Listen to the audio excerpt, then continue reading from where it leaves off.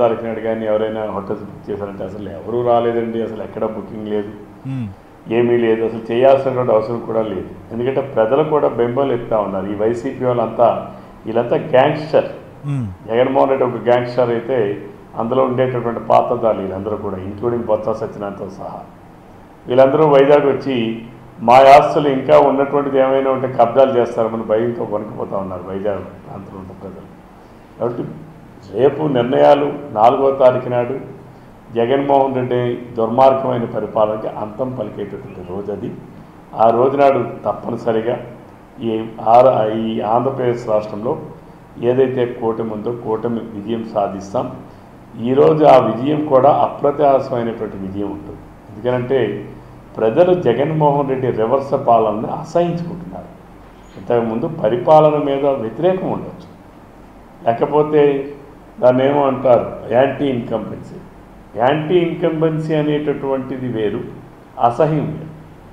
ఈ 5 సంవత్సరాల జగన్మోహన్ రెడ్డిని కానీ, జగన్మోహన్ రెడ్డి అబద్ధాలు, జగన్మోహన్ రెడ్డి అసత్యాలు, జగన్మోహన్ రెడ్డి పరిపాలన విధానాలు, జగన్మోహన్ రెడ్డి విధ్వంసకరమైనటువంటి పరిపాలన విధానాలు, వ్యవస్థల్ని విధ్వంసం చేయడం, అలానే ప్రజల మాన ప్రాణాలకు కూడా రక్షణ లేకుండా ఉండే పరిస్థితి, ప్రజల ఆస్తులకు రక్షణ లేనటువంటి పరిస్థితి, వీటన్నిటి నుంచి కూడా ముందు ఈ దుర్మార్గుడిని ఈ రాష్ట్రం నుంచి పంపిస్తే చాలు అనేటటువంటి ఆలోచన విధానంతో అసహించుకొని నిన్న ప్రజలందరూ కూడా ఓటేశారు.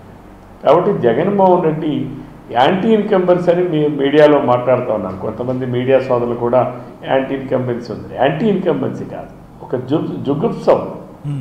యాంటీ ఇన్కంబెన్సీ వేరు, జుగుప్స వేరు. జగన్మోహన్ రెడ్డి అరాచకమైన పరిపాలన, ఆటవిక పరిపాలన పైన జుగుప్స ఉంది ప్రజలు. అందుకనే ప్రజలు చిత్కరిస్తూ ఉన్నారు.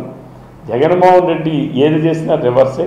నిన్న జగన్మోహన్ రెడ్డి మాట్లాడిన మాటలు కూడా మనం రివర్స్లోనే తీసుకోవాలి. ఇది కూడా ఏనాడైనా వేదికలెక్కి ఏం మాట్లాడాడు, ఏ రోజైనా నిజం ఒక్కటైనా మాట్లాడా?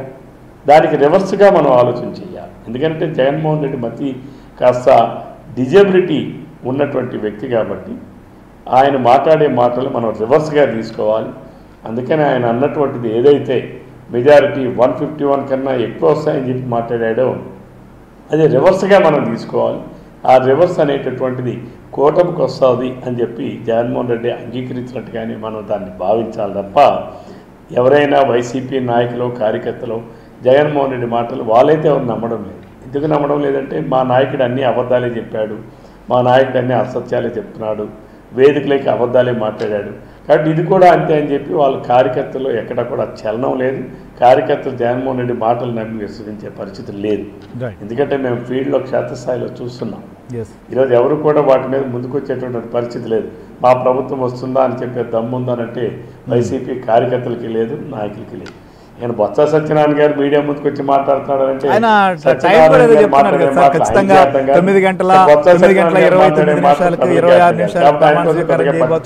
ప్రభుత్వం అని చెప్పేది టైం కూడా ఫిక్స్ చేసి చెప్తున్నారు. సో అట్లా ముహూర్తాలు కూడా ఏదో చూసినట్టున్నారు బొత్స గారు, నిజమేనా? అదే నేను చెప్తాను. బొత్స సత్యనారాయణ గారి మాటల్ని మీరు కానీ